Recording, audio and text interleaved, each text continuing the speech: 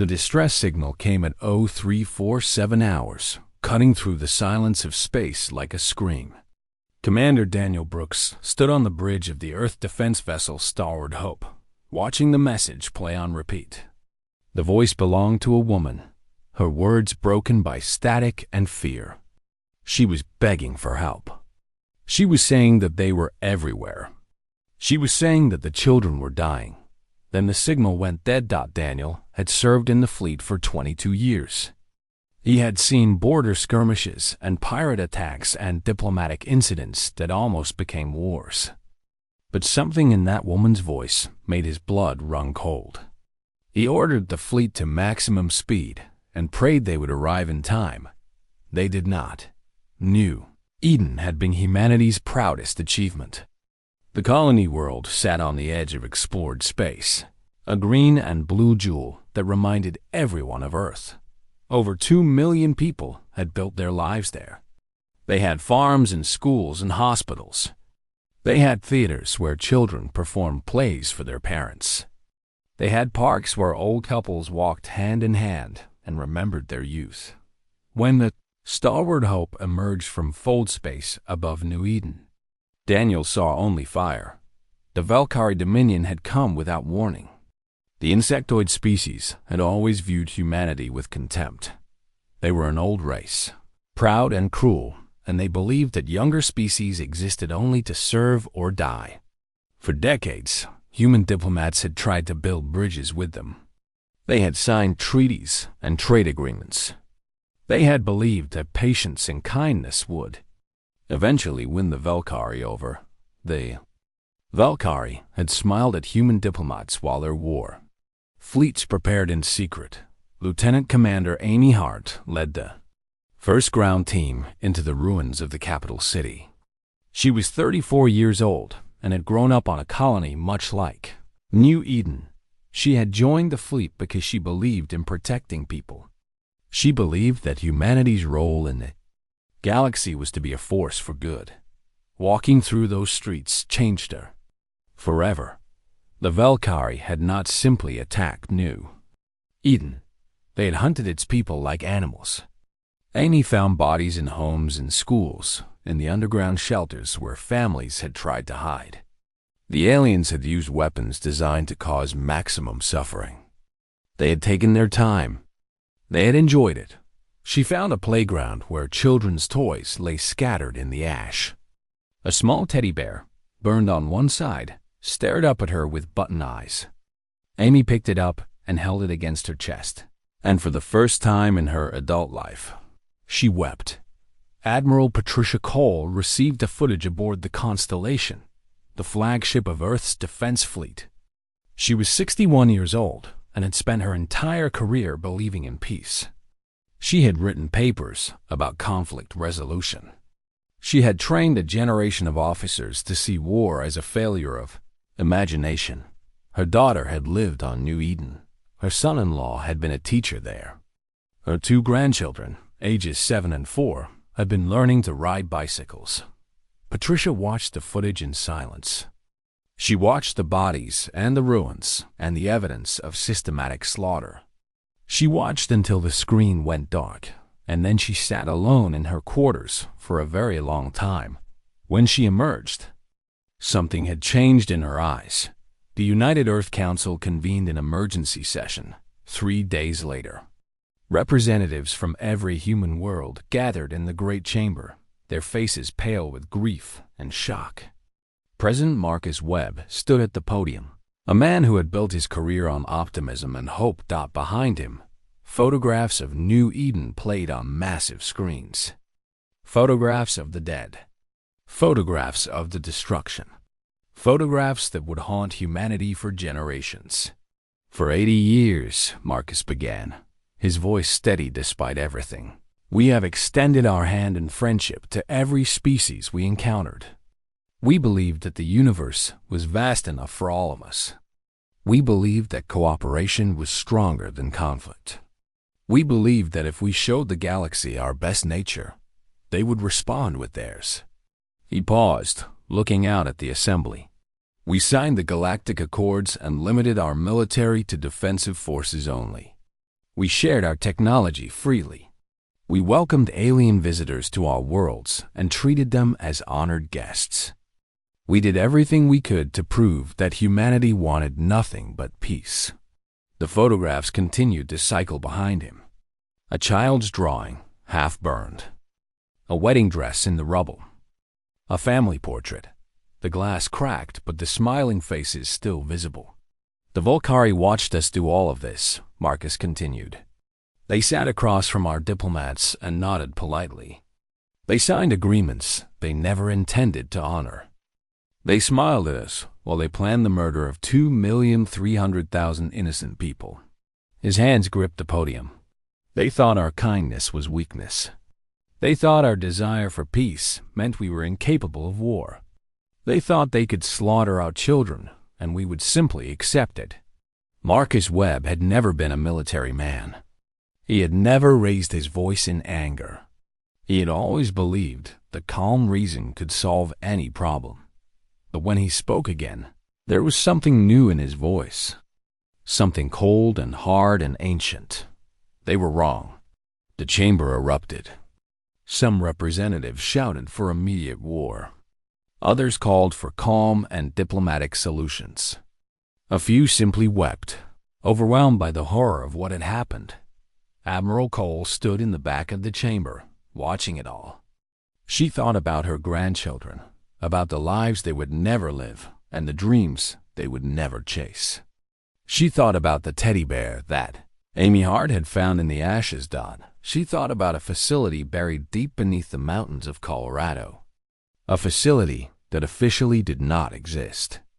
A facility that held weapons humanity had built and then hidden away, hoping they would never be needed.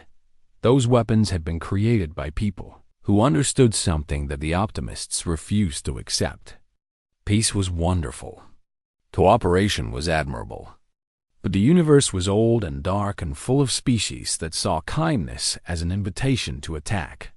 Humanity had prepared for this day while praying it would never come. As the council debated and argued and wept, Patricia Cole slipped out of the chamber. She had calls to make and orders to give. The time for diplomacy was over. The time for grief would come later, when there was nothing left to do. Right now, there was only one thing that mattered. The Volcari had awakened something in humanity. Something that had slept since the species first crawled out of the caves and looked up at the stars with wonder. Something dark and terrible and patient. They had wanted to teach humanity a lesson about power. They were about to learn one instead. 6 months had passed since the war ended. The galaxy had changed in ways that no one could have predicted.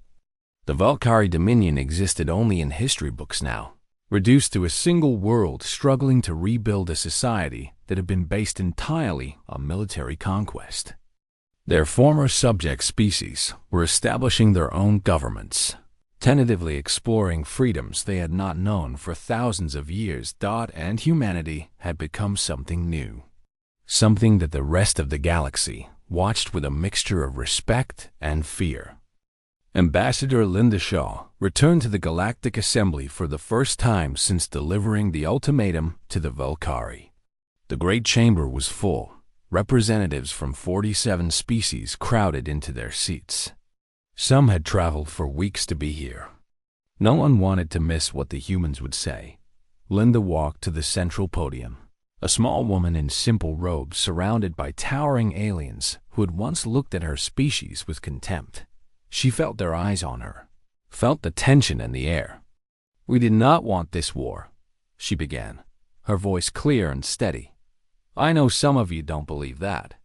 I know some of you think humanity was always planning to reveal its true nature and dominate the galaxy. But I want to tell you the truth." She looked around the chamber, meeting the eyes of representatives who had secretly hoped for humanity's destruction.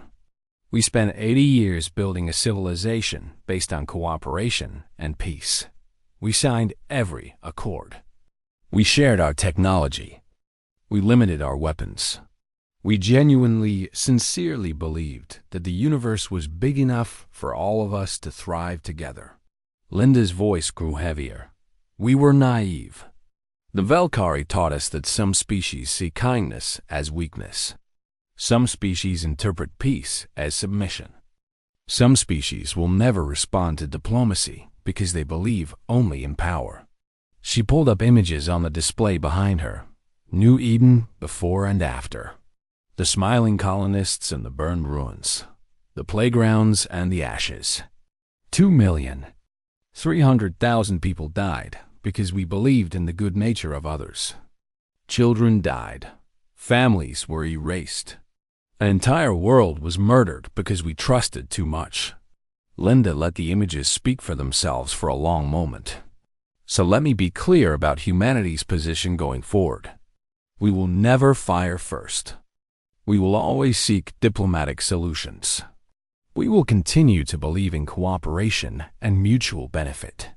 We will extend our hand in friendship to any species that wants peace. Our voice grew cold.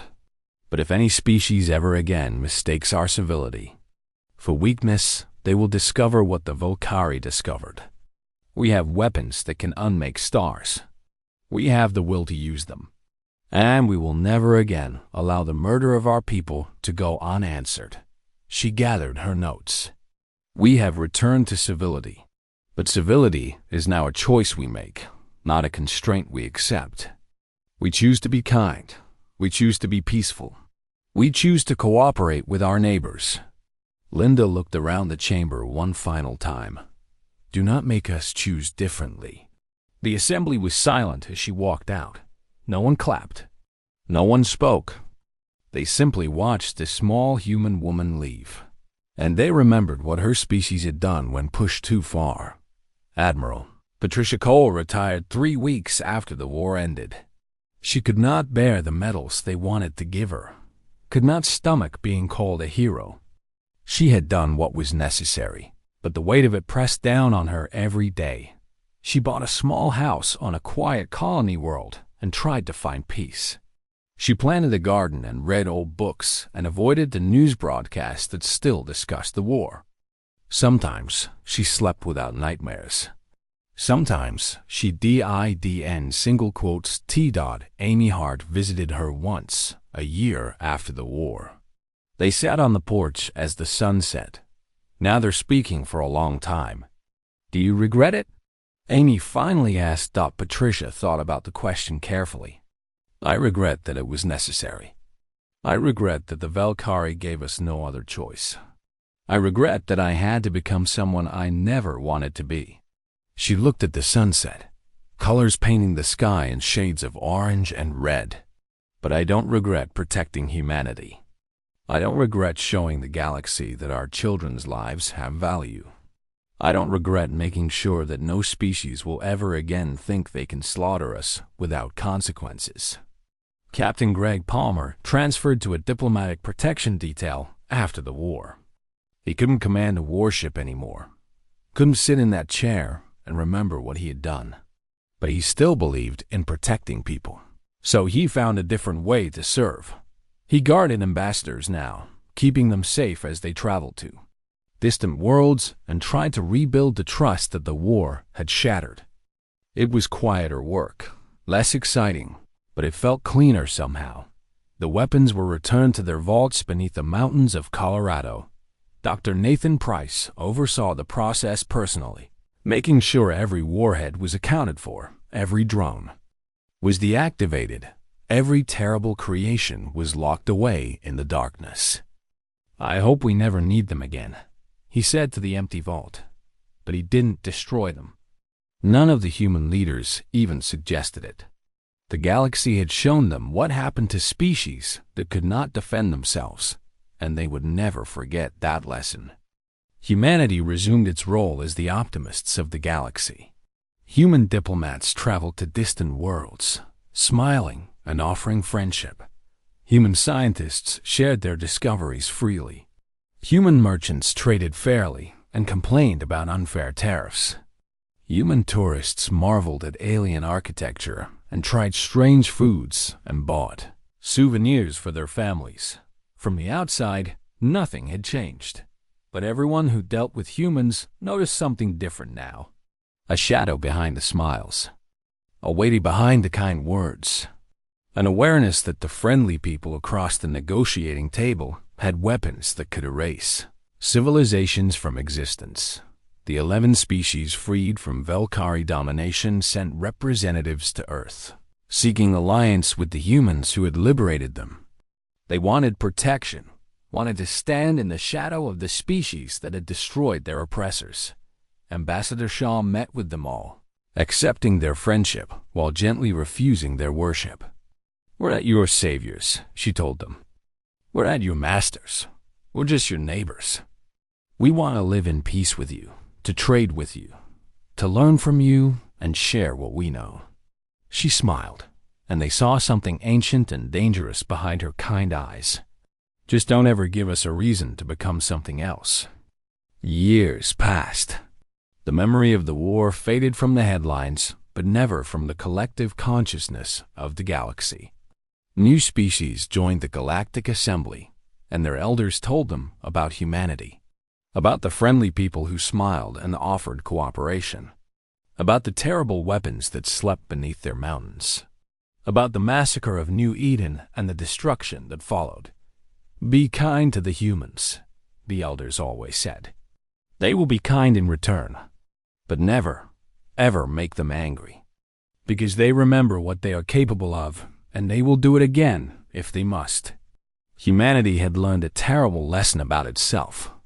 The galaxy had learned it too. Some species were peaceful because they had no choice. They lacked the strength or the will or the weapons to be anything else. Humanity was peaceful because they chose to be, because they genuinely believed in the better nature of sentient beings, because they wanted to build a galaxy where all species could thrive together.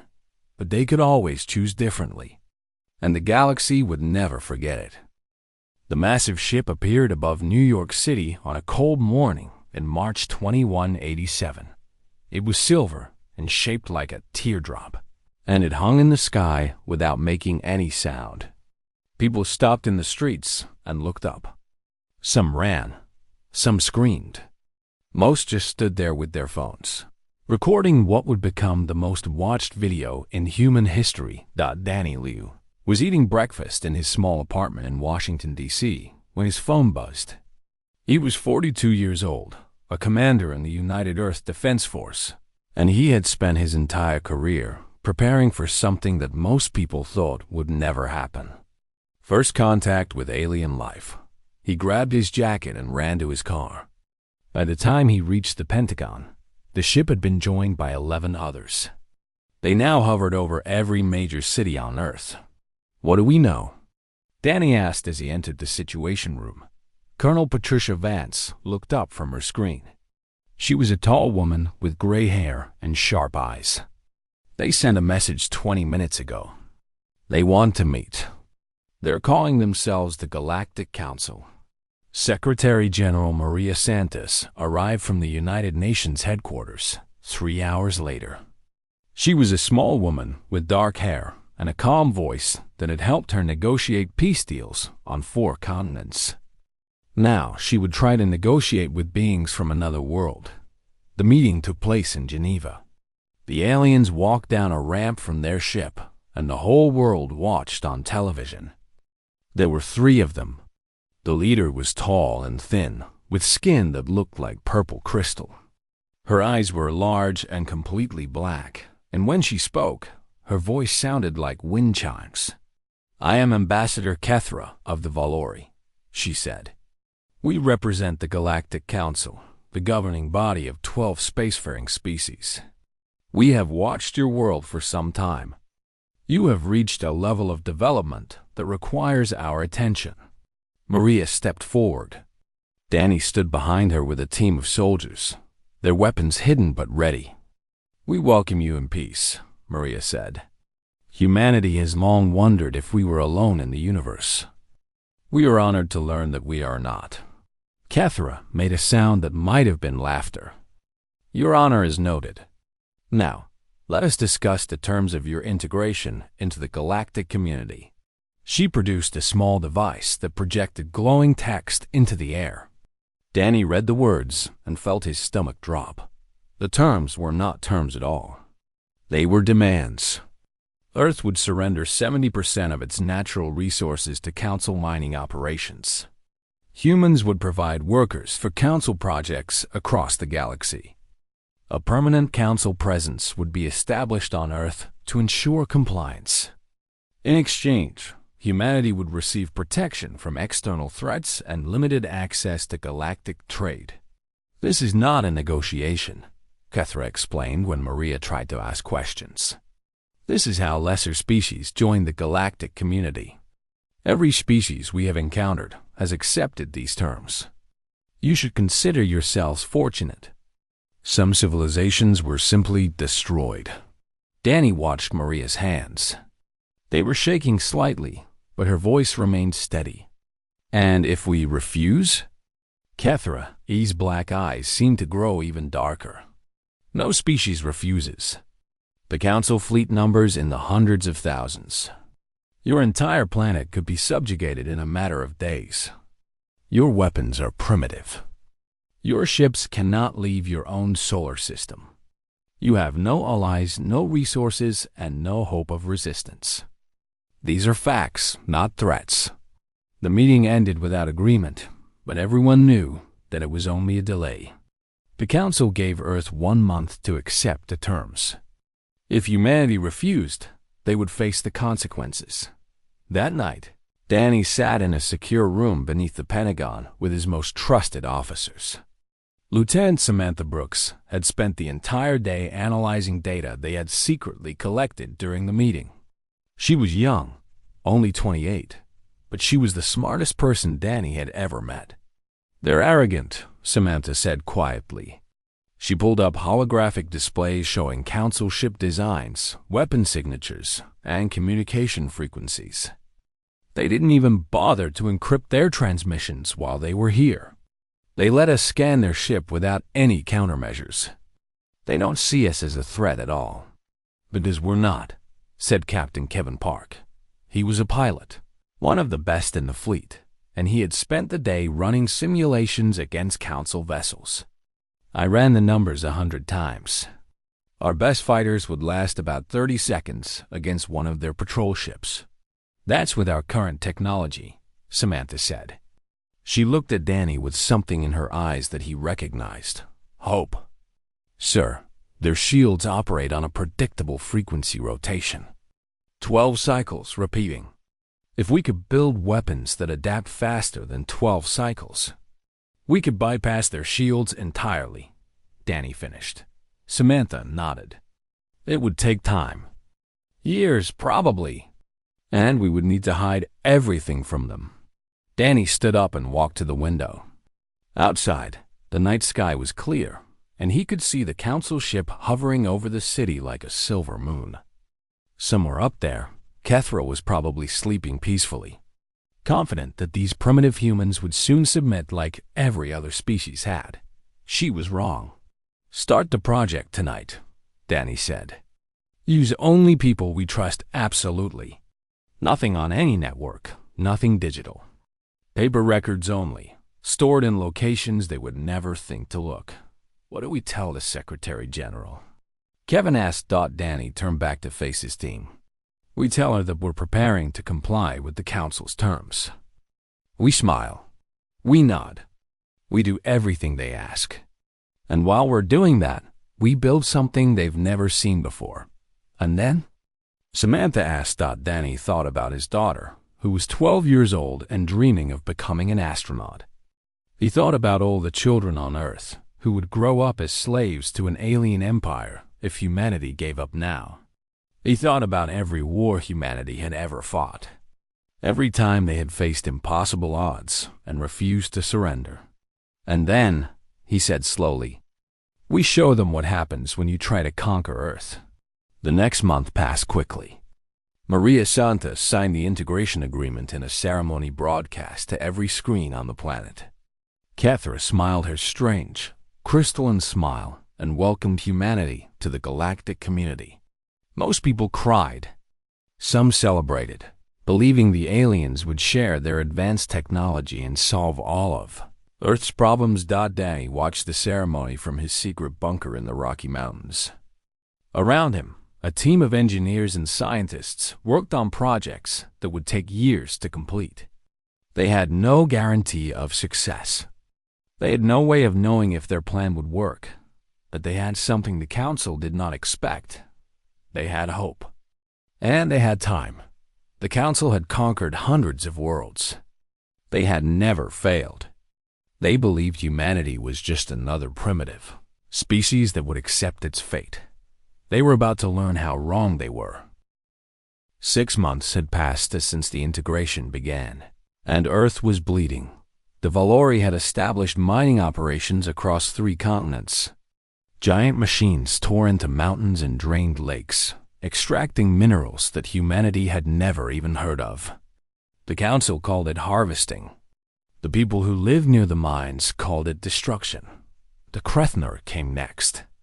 They were insectoid creatures, 7 feet tall with hard shells and multiple arms. They were responsible for managing the human workforce, and they did their job with cold efficiency. Every day, thousands of humans were transported to work sites across the planet.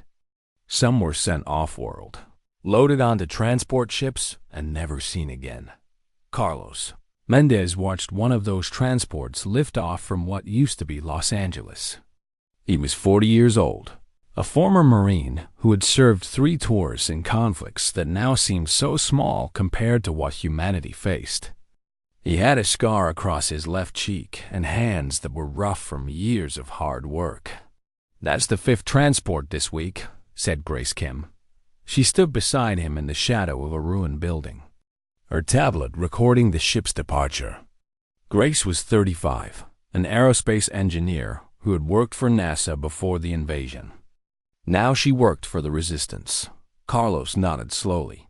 "How many people?" "Maybe 500. They're taking more each month." They walked through empty streets to a hidden entrance that led underground. The tunnels had been built decades ago as emergency shelters. Now they served as the headquarters for the resistance movement that was slowly spreading across the planet. Inside the main chamber, screens covered the walls showing feeds from hidden cameras all over the world. Men and women worked at makeshift stations, coordinating with resistance cells on every continent. They communicated using methods the Council had never seen before, like written notes passed by hand, coded messages hidden in old radio frequencies, and signals buried in the noise of everyday life. Carlos stood before a large table covered with maps and documents. Around him gathered the leaders of the resistance. Some were soldiers like him. Others were scientists, engineers, doctors, and ordinary people who had decided they would rather die fighting than live as slaves. "What's our status?" Carlos asked. A young man named Tony Reyes pulled up a holographic display. He was their communications expert, barely 25 years old, but brilliant with technology. "We've got active cells in 42 countries. Membership is growing every day. The Council thinks they've broken us, but they've actually united us for the first time in history." "That's good," Carlos said. "But it's not enough. We need weapons. Real weapons." Grace stepped forward. She had been working in secret for months, and the exhaustion showed on her face. But there was also excitement in her eyes. "I have something." She placed a small device on the table. It looked like a metal cylinder about 6 inches long. Nothing special to look at. But when she pressed a button on its side, the air around it shimmered. "This is a prototype shield disruptor," Grace explained. "The Council shields work by rotating through 12 different frequencies. Our weapons can't penetrate because they can't predict which frequency will be active at any moment. This device reads the shield frequency in real time and adjusts our weapon output to match." Carlos picked up the cylinder and turned it over in his hands. "You're saying this will let us shoot through their shields?" "Better than that. I'm saying this will let us shoot through their shields before they even know we're targeting them." The room went silent. Everyone understood what this meant. For the first time since the invasion began, They had a chance. How long until we can produce these at scale? Carlos asked. Grace hesitated. That's the problem. Each unit requires materials we don't have easy access to. We would need to steal them from Council supply depots. Then we steal them. Meanwhile, on the Council observation vessel Eternal Judgment, Commander Vertex reviewed his daily reports with growing concern. Vortex was Krethina, a veteran of 50 planetary subjugations. He had never encountered a species quite like humans. Production is down again, his subordinate reported. Human workers in the Asian mining sector have decreased output by 32% this month alone. Vertex clicked his mandibles in frustration. Sabotage? Unknown, Commander. The humans claim equipment failures and illness. We have found no evidence of coordinated resistance. That was what bothered Vertex the most.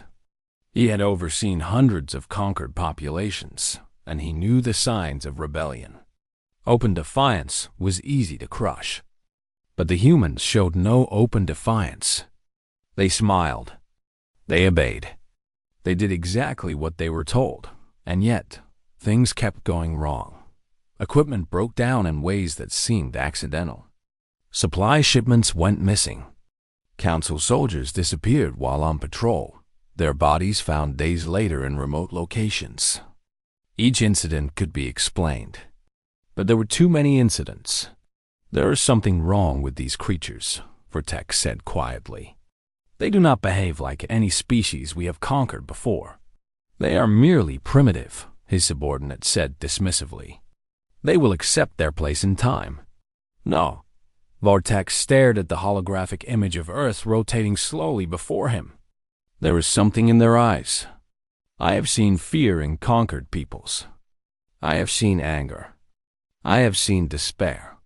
But the humans, they look at us with something else. What, Commander? Vertex was silent for a long moment. Patience, he finally said. They look at us like they are waiting for something.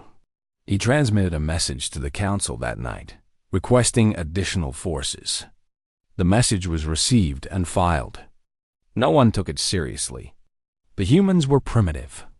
They had no ships, no weapons, no chance. Why would the Council waste resources on a planet that was already defeated? Deep in the Rocky Mountains, Danny Liu received Grace's report through a chain of messengers that took 3 days to reach him. He read it twice, then burned the paper as he had burned hundreds of others. Samantha Brooks sat across from him, working on calculations that filled dozens of notebooks. We're 18 months ahead of schedule, she said. If Grace's technology works, we could be ready to move within a year. It will work, Danny said. He had faith in Grace. He had faith in all of them. What about the ships? Samantha pulled out another notebook. Hidden shipyards had been constructed in locations the Council would never think to look. Beneath the Pacific Ocean, inside hollowed-out mountains, under the ice of Antarctica. Each shipyard was building vessels designed from scratch using human engineering combined with stolen Council technology. 47 complete, Samantha said. Another 200 in various stages of construction. If we push production, we could have over 400 by the time we're ready to move. Danny closed his eyes. 400 ships against a fleet of hundreds of thousands. The numbers were still impossible. But numbers had never won wars by themselves. Courage won wars. Intelligence won wars. The will to fight when all hope seemed lost won wars. And if there was one thing humans had proven throughout their history, it was that they never stopped fighting. Tell Grace to proceed with the raids, Danny said. We get her the material she needs, no matter the cost. The resistance struck 6 Council supply depots that month. Each raid was quick and precise, executed by teams who had trained in secret for months. They took what they needed and disappeared before the Council could respond. Vertex studied the reports and felt something he had not felt in decades. Fear that the humans were planning something. He was certain of it now. But by the time he convinced the council to take the threat seriously, it would be too late. The waiting was almost over. The Great Hall of Kethver was silent. 12 species had sent their leaders to this meeting, and all of them sat waiting for High Arbiter Zolthan to speak. The Velthari were the most powerful race in the known galaxy. They had conquered world after world for thousands of years. No one had ever said no to them until now. Zolthan's body glowed with a soft blue light. This was how the Velthari showed their emotions. Blue meant he was calm, but everyone in the room knew that would change soon. He held up a small device and pressed a button. A hologram appeared in the center of the room. It showed a small planet covered in green and brown patches. "This is New Kansas," Zolthan said. "A human colony on the edge of their territory. 3 generations ago, this world was nothing but rock and poison air. The humans changed it. They made it livable. Now 8 million of them call it home." One of the other leaders, a creature with 4 arms and gray skin, leaned forward. "Why do we care about this small world?" "Because we told the humans to give it to us," Zolthan replied. "We told them to pay tribute like every other species. We told them to accept our rule." He paused. His glow shifted from blue to orange. This meant anger. They said no. Whispers filled the room. No one said no to the Velthari. It simply did not happen. The last species to refuse had been wiped out completely. Their planet was now a mining colony. Commander Vorik stood up from his seat. He was tall even for a Velthari, with sharp edges on his body that looked like natural armor. He had led dozens of conquests and never lost a single battle. "Let me take the Crimson Legion," he said. 2,000 of our best warriors. We will crush these humans and make an example of them. The other species will see what happens when anyone refuses us." Zolthan nodded slowly. "The humans have no real military. They are farmers and builders. This should be simple." Far away, on the colony world of New Kansas, Captain Danny Holt stood on the observation deck of an orbital station. He was a tall man with tired eyes and gray starting to show in his brown hair. He had joined the Colonial Defense Force 20 years ago, thinking he would never see real combat. The human colonies had been at peace for a long time. That peace was about to end. Lieutenant Maria Santos walked up behind him. She was young, maybe 25, with dark hair pulled back in a tight ponytail. She held a datapad in her hands, and her face was pale. "Sir, we have a problem." Danny did not turn around. He kept looking out the window at the planet below. He could see the lights of the main city, where his sister lived with her 2 children. He could see the farmlands to the north, where his parents had worked until they died. "Tell me," he said. Long-range sensors picked up a fleet. Velthari warships. 47 of them. Now Danny turned around. He took the datapad and looked at the numbers. 47 ships meant this was not a scouting mission. This was an invasion force. How long until they get here? 3 days, maybe 4. Danny handed the pad back to her. His mind was already working through the problem. New Kansas had a small defense force. 2,000 soldiers, mostly trained for police work and disaster response. They had some weapons, but nothing that could match Velthari technology. The aliens had been conquering worlds for longer than humans had been traveling through space. "Get me Admiral Price on a secure channel," he said, "and send a message to all defense commanders. Meeting in 2 hours." Maria nodded and hurried away. Danny turned back to the window. He thought about his grandmother, who had come to this world on the first colony ship. She used to tell him stories about what it was like back then. The air was thin and hard to breathe. The soil was full of chemicals that killed any plant they tried to grow. Half the colonists died in the first 10 years, but they did not give up. They built machines to clean the air. They brought bacteria that ate the poison in the soil. They worked and died, and worked some more until the world became green. Danny had been born outside, under an open sky. He was the first person in his family to take a breath without a mask. His grandmother had cried when she held him for the first time. "We made this world," she had told him. "We gave everything for it. Never let anyone take it from you." 2 hours later, Danny stood in front of 30 officers in the underground bunker. The room was plain and gray, built for function rather than comfort. A large screen on the wall showed the approaching Velthri fleet. "Here's what we know," Danny said. "The Velthri have never fought humans before. They think we are weak because we do not have natural weapons like claws or armor. They think we will run away because we are soft."